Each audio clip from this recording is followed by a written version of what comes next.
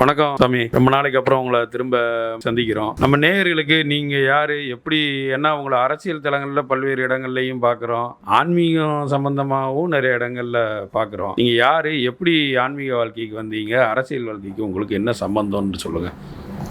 வணக்கம். அனைவருக்கு அன்பு கலந்த ஆசீர்வாத வணக்கம். ஓம் சக்தியே, ஓம் பராசக்தியே, ஓம் நாகசக்தி அம்மாவே சரணம். எல்லோருக்கும் உங்கள் வாழ்வு சிறப்படை என் பொன்னான ஆசீர்வாதங்களை கூறி, சிவ சண்முக சுந்தர பாபுஜி சாமிகள், நிலவேம்பு சத்தர், விஸ்வகர்மா ஜெகத்குரு, கோயம்புத்தூர் மலுமச்சமட்டி நாகசக்தியம்மன் தியான பீடத்தின் பீடாதிபதி, அது மட்டுமல்லாமல் தமிழ்நாடு பாண்டிச்சேரி விஸ்வகர்மா சமூக மக்கள் கூட்டமைப்பினுடைய நிறுவனர், தேசிய பொதுச் செயலாளர் பாபுஜி சாமிகள். சொல்லுங்க, நீங்க ஆன்மீக வாழ்க்கைக்கு எப்படி வந்தீங்க? அதுல இருந்து முதல்ல ஆன்மீக வாழ்க்கையா இல்ல அரசியல் வாழ்க்கையா? இல்லை, பாபுஜி சாமிகள் கிட்டத்தட்ட ஒரு 24வது வயதுக்கு அப்புறம் தான் ஆன்மீக வாழ்வு. தங்க நகை வேலை செஞ்சுட்டு இருந்தோம். அப்போ இறையர்கள் கிட்டத்தட்ட ஒரு 3-4 வருடமாக இருந்தோம். நம்ம கடவுள் இந்த ஆன்மீக வாழ்வுக்கு நீ திரும்பணும், பொது வாழ்வுக்கு திரும்பணும், உலக மக்கள் எல்லாம் துன்பப்படுகின்ற நேரத்தில் நீ மக்களை காப்பாற்றுறதுக்கு தான் இந்த பூமியில் அவதரிச்சிருக்க அப்படின்னு சொல்லும் பொழுது தான் இதை நான் எங்கள் அம்மா பாடெல்லாம் சொல்லும் போது அவங்க ஏற்றுக்க மாட்டேன்ட்டாங்க. இதை நான் ஒரு கட்டத்தில் ஆன்மீகத்துக்கு போகிறத பார்த்து எனக்கு உடனே 23 வயசுலேயே கல்யாணம் பண்ணி வச்சிட்டாங்க. அப்போ இந்த திருமணமாகி ஒரு 6 மாதம் போது நான் என்னுடைய ஆன்மீகத்தினுடைய இறைப்பணிக்கு நான் போய் திரும்பிட்டேன். ஒரு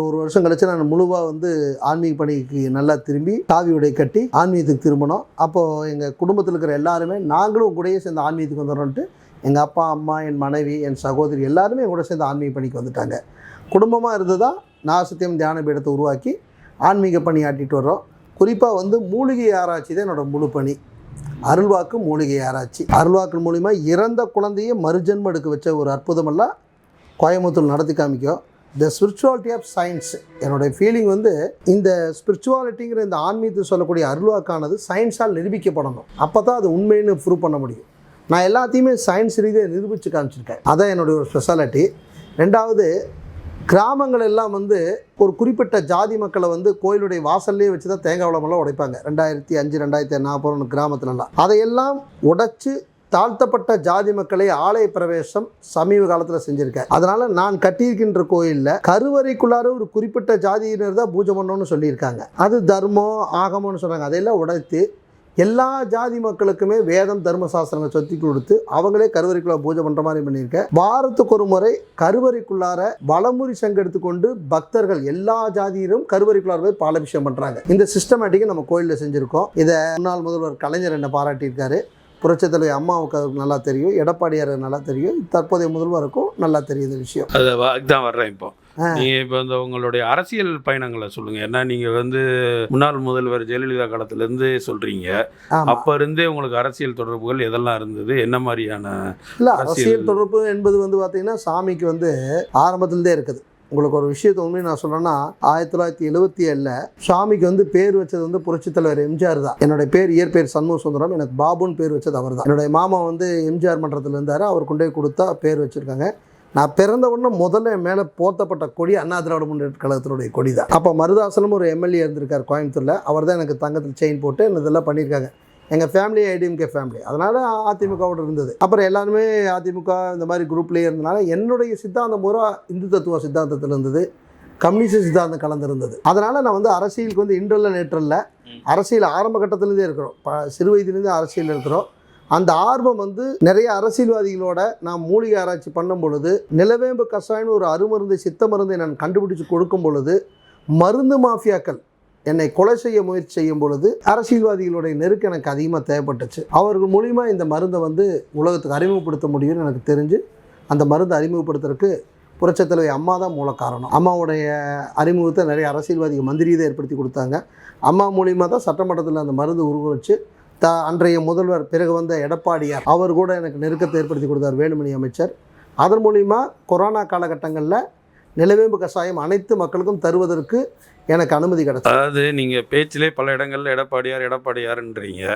இந்த தேர்தல் தொடர்பாக நீங்கள் எடப்பாடியாருக்கு ஆரம்பத்தில் என்னென்ன ஆலோசனைகள் சொன்னீங்க? இல்லை இது அதிமுகவுடைய நிலவரத்தை நீங்கள் அன்னைக்கே கணிச்சிங்களா? இந்த தேர்தல் தொடர்பாக உங்களுடைய ஆலோசனைகளோ மற்ற விஷயங்கள் என்ன? இல்லை, 2019 நாடாளுமன்ற தேர்தலையே அவங்களுக்கு நான் கணிச்சிட்டேன். அப்போயே கணிச்ச போது அவங்களுக்கு ஒரு ஜோதிட கணிப்பாக அன்றைய அமைச்சர் வேலுமணி அவரத்தில் முழுமையாக சொல்கிறேன். எடப்பாடியாரோட பிஏ கிட்டே நான் முழுமையாக சொல்கிறேன், இந்த நாடாளுமன்ற தேர்தலில் பெரிய தோல்வி கிடைக்கும், இதுலேருந்து மாற்றம் செய்யறதுக்கு இதெல்லாம் பண்ணணும்னு சொன்னேன். அப்போ அவங்க பெருசாக எடுத்துக்கல. தோல்வி அடைஞ்சோன்னே என்னை வந்து கேட்டாங்க மறுபடியும். சட்டமன்ற தேர்தல் நடக்கும்போது நான் சொன்னேன், பல அமைச்சர்கள் தோல்வி அடைவாங்க. இந்த செய்தி வந்து எடப்பாடியார் காதுக்கு முழுமையாக வந்து அமைச்சர்கள் கொண்டு போகல. இன்றைக்கி தாவேக்கு போன அத்தனை அமைச்சர்களுக்கும் தெரியும். சாமி சொன்னேன், 2021 சட்டமன்ற தேர்தலில் அதிமுகவில் இருக்கிற பல அமைச்சர்கள் படுதோல்வி அடைவாங்க, அதிமுக ஆட்சிக்கு வராது, இது போன்ற சூழ்நிலை வரும்போது இந்த மாற்றங்களை செய்யணும், ஒரு குறிப்பிட்ட மாற்றங்களை சொன்னேன். அதெல்லாம் ரொம்ப ரகசியமான மாற்றம் இல்லை, அது ரகசியமான மாற்றங்கள். அந்த ரகசியத்தை சொல்ல விரும்பலை, ஏன்னா சொன்னோம்னா அது தவறாயிரும். அந்த ரகசிய மாற்றங்களெல்லாம் சொன்னேன், அதை அவங்க 2 நாளில் தவறு விட்டாங்க. அதுக்கப்புறம் வந்து காலப்போக்கில் வந்து எதையுமே ஒரு குருவனுடைய வாக்கு கரெக்டாக கேன் பண்ணியிருந்தாங்கன்னா அதிமுக இந்த நிலைமைக்கு வந்திருக்காது. அதுலேருந்து அவங்களோட தான் பிரயாணம் பண்ணுறேன். அவங்க தோல்வி அடைகிறாங்கன்னு தெரிஞ்சு கூட அவங்ககிட்ட கொஞ்சம் தர்மம் இருக்குது. அவங்க தெய்வ வழிபாட்டில் இருக்கிறாங்க, ஜெயிக்கிறாங்க, திமுக ஜெயிக்குது, ஓகே. அதுக்காக நான் திமுகவில் போய் பிரயாணம் பண்ண முடியாது. அவங்ககிட்ட தெய்வீக, அவங்க சனாதன தர்மத்தை எதிர்க்கிறாங்க, தெய்வீக வழிபாட்டை எதிர்க்கிறவங்க, அவங்க கூட நான் எப்படி சேர முடியும்? நான் எப்படி போய் சேர முடியும் திமுகவோட? சனாதனம்னா என்ன சாமி? சத்தியம், தர்மம், தானம், இதுதான் சனாதனம். அது எல்லா மதத்துக்கும் உட்பட்டதா இல்லது வந்து இந்து உலகத்தில் கூடிய எல்லா மதங்களிலுமே சொல்லக்கூடியது சனாதன தர்மம் தான். இஸ்லாம் மதத்திலையும் கூட சொல்லப்பட வேண்டிய விஷயம், நபிகள் நாயகம் என்ன சொல்லியிருக்காரு, அவரவர்களுக்கு அவர்கள் மார்க்கம் பெரிது. நீ போர் புரியும் பொழுதும் கூட குழந்தைகளையும் பெரியவர்களையும் மத பெரியவர்களையும் மத ஆலயங்களையும் தாக்கக்கூடாதுன்னு நபிகள் நாயகம் சொல்லியிருக்காரு. கிறிஸ்துவ மதத்திலையும் கூட என்ன சொல்லப்பட்டிருக்கிறது, கிறிஸ்துவ மதத்தில் வந்து பழைய ஏற்பாடுகளிலும் கூட சொல்லப்பட்ட விஷயங்கள் என்ன, எல்லோரிடத்திலும் அன்பு செலுத்துங்கள், நீங்கள் அன்பை செலுத்தும் மூலம் தான் இறைவனுடைய அருளை பெறுவீர்கள், நீங்கள் செய்கின்ற ஒவ்வொரு தர்மமும், நீங்கள் கொடுக்கின்ற ஒவ்வொரு தானியமும் உங்களுக்கு 100 தானியமாக திருப்பி தரப்படும் பழைய ஆகமங்களில் சொல்லப்பட்டது. இயேசு கிறிஸ்துக்கு முன்னாடி சொல்லப்பட்டதா சனாதன தர்மம் பழைய ஏற்பாட்டில். இயேசு கிறிஸ்துவுக்கு பின்னாடி சொல்லப்பட்டது அவருடைய வாழ்க்கை வரலாறு தானே தவிர புதிய ஏற்பாட்டில் வந்து வேறு எதுவும் கிடையாது. நான் எல்லா மதங்களில் இருக்கக்கூடிய விஷயங்களையும் கரெக்டாக சொல்லியிருக்கேன். புத்தம் சரணம் கச்சாமி, தர்மம் சரணம் கச்சாமி என்ன சொன்னார் அவர்? மனிதன் மனதை அமைதியாக கொடுத்து தர்மம் வந்து சத்தியத்தை பின்பற்றினாலே அதான் இறைவனுடைய இருக்க வழி, அதான் சனாதன தர்மம். அப்போ உதயநிதி சொல்லக்கூடிய சனாதன தர்மம் என்பது என்ன? உதயநிதிக்கு வந்து நான் சனாதன தர்மத்தை விலாவரியாக சொல்லணும் தான் கிட்டத்தட்ட 2-3 முறை அவரை ட்ரை பண்ணேன் சந்திக்கிறதுக்கு. எனக்கு சரியானபடி சந்திக்க முடியல. ஒரு சாமியாராலும் சந்திச்சிருக்க மாட்டேன்னு நினைக்கிறேன். இல்லை, அவருக்கு நான் சந்திக்கிறேன்னே தெரியாது. அவரெல்லாம் அப்படி கிடையாது. என்னை பொறுத்தவரை உதயநிதி ஒரு குட் பர்சன். அவர் இன்றைய அரசியலில் வந்து ஒரு சிறந்த அரசியல்வாதி அவர் மாறுறதுக்கு வாய்ப்பு இருக்குது. என்ன சாமி 4 மணிக்கு மேலே தான் எழுந்துக்கிறாரு, 3 மணிக்கு மேலே தான் எழுந்துக்கிறாரு, 12 மணிக்கு தான் சாப்பிட்றதுக்கு காலையிலே பார்க்க. எப்படியோ வந்துட்டு போட்டுங்க, நிறைய விஷயங்கள் அவர் பேசக்கூடிய விஷயங்கள்லாம் பார்க்கும்போது ஒரு நல்ல அரசியல்வாதியாக வருவார்னு எனக்கு தோணுது. அப்போ விஜய் அவர்களை பற்றி உங்களுடைய கருத்து என்ன? விஜய் என்ன பற்றி கருத்து என்ன? இப்போ தமிழக முதல்வராக இருக்கிறதுக்கு காரணம் வந்து அவருடைய ஜாதகத்தில் இருக்கிற விபரீத ராஜயோகம் தான். அதான் ஒரு காரணம். கடந்த ஒரு இதுலேயும் கூட சொன்னேன், அவருக்கு ராஜயோகம் இருக்குது, அவருக்கு கேது உச்சம் பெற்றிருப்பதனால் நிச்சயமாக பதவிக்கு இருக்கலாம். ஆனால் இது நிலைத்திருக்குமான்னு ஒரு சந்தேகம்தான். இத்தனை முன்னாள் எம்எல்ஏக்கள், இத்தனை பேர் எல்லாரும் வந்து அதிமுகவில் இருக்கிறவங்க எல்லாரும் வந்திருக்க முன்னாள் எம்எல்ஏக்கள் அத்தனை பேரும், முன்னாள் மந்திரிகள் எல்லாருமே தாவேக்கையில் போய் ஐக்கியமாகறாங்க. இதனால விஜயோடைய இந்த தூய சக்திங்கிற வார்த்தை நிச்சயமாக இது நடக்குமான்னு எனக்கு புரியல. சுவாமி, நீங்க பல அரசியல் தலைவரோட பழகுறீங்க. ஆமா, கிட்டத்தட்ட உங்களுடைய அரசியல் பழக்க வழக்கங்கள் பார்த்தீங்கன்னா இன்னைக்கு இருக்கக்கூடிய அனைத்து அரசியல்வாதிகளோட, அதாவது நேர்மெதிரான சில அரசியல் இயக்கங்கள் இருக்கு. ஆமா, குறிப்பாக வந்து ஒடுக்கப்பட்ட சமுதாயத்தில் இருக்கிற தலைவர்களையும் பார்த்துருக்கீங்க, பிறகு வந்து பிற்படுத்தப்பட்ட சமுதாய தலைவர்களாகவும் பார்த்துருக்கீங்க, இன்னும் சொல்லக்கூடிய இந்துத்துவ தலைவரிடமும் நீங்கள் பழகிருக்கீங்க, குறிப்பாக அமித்ஷா அல்லது பாரத பிரதமரோடும் பழகிருக்கீங்க. அந்த பழக்க வழக்கத்தில் நீங்கள் தமிழ்நாட்டுக்கு என்ன செயல்பாடுகளை உங்கள் ஆன்மீக ரீதியாக நீங்கள் இந்த பழக்க வழக்கத்தை வச்சு அந்த மக்களுக்கு என்ன செஞ்சுருக்கீங்க? நான் ஒரு பொதுவாக இருக்க விரும்புகிறேன். எல்லா தலைவர்களையும் ஒரு சாமியார் பார்க்குறதுல தப்பு இல்லையே. இன்றல்ல நேற்றல்ல, 1000 ஆண்டுகளுக்கு முன்பாக இருந்த விஸ்வாமித்தர் ஆகட்டும், துரோணாச்சாரியர் ஆகட்டும், வசிஷ்டர் ஆகட்டும், எல்லா முனிவர்களும் அரசர்களை சந்தித்தார்களா இல்லையா? அரசர்களுக்கு ராஜகுருவா இருந்தாங்களா இல்லையா? அப்போ பாபுஜி சாமிகள் மட்டும் எல்லா அரசியல் தலைவர்களை பார்க்கறது நீங்க எப்படி தப்பா நினைக்கிறீங்க? நான் தப்பா நினைக்கல.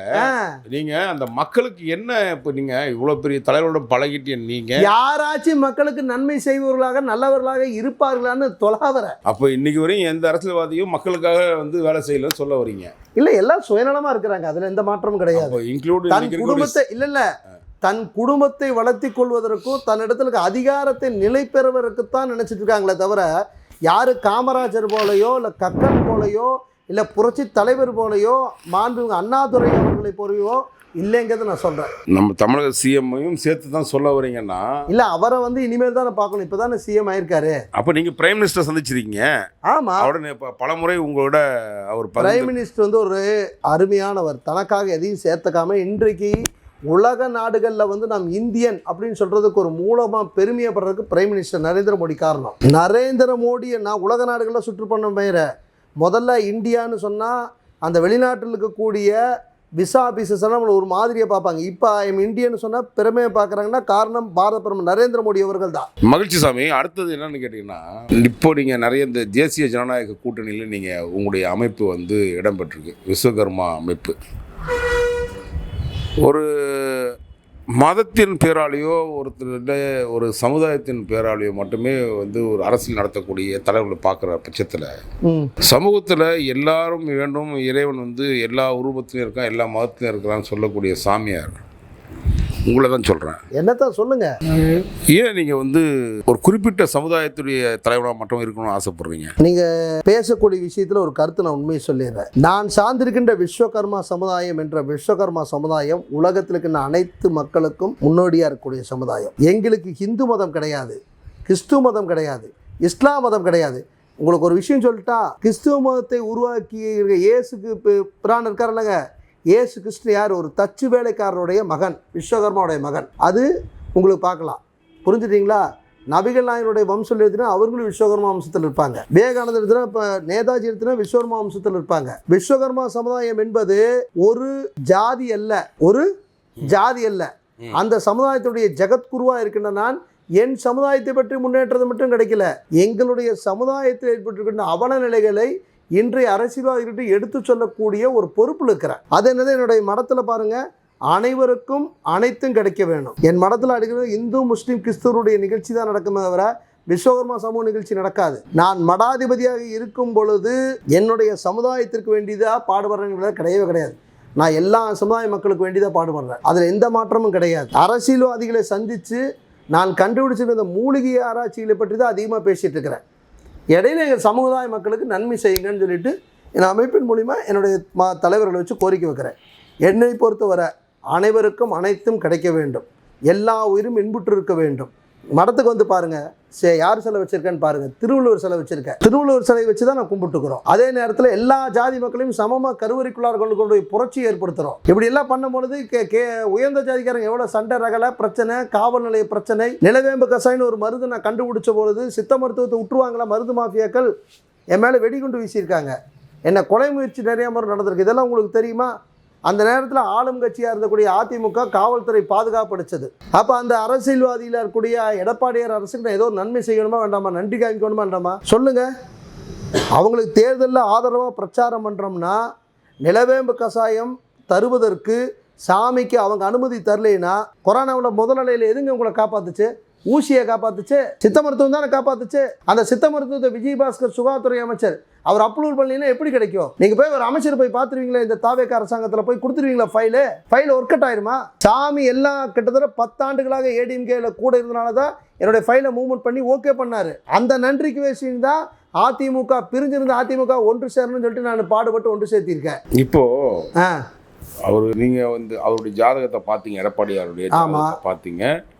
10 வருடமாக இந்த அதிமுகவோட நீங்கள் மிக நெருக்கமாக அந்த தலைவரோட இருந்திருக்கீங்க.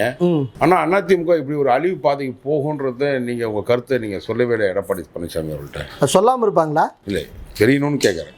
அதெல்லாம் சொல்லியிருக்கோம், அதெல்லாம் சொல்லியிருக்கோம், சொல்லாமல் கிடையாது, தாராளமாக சொல்லியிருக்கோம். எடப்பாடி உங்கள் பற்றி இல்லை, அவருக்கு யாரோ ஒருத்தர் தவறான வழிகாட்டுதலாக இருக்கலாம்.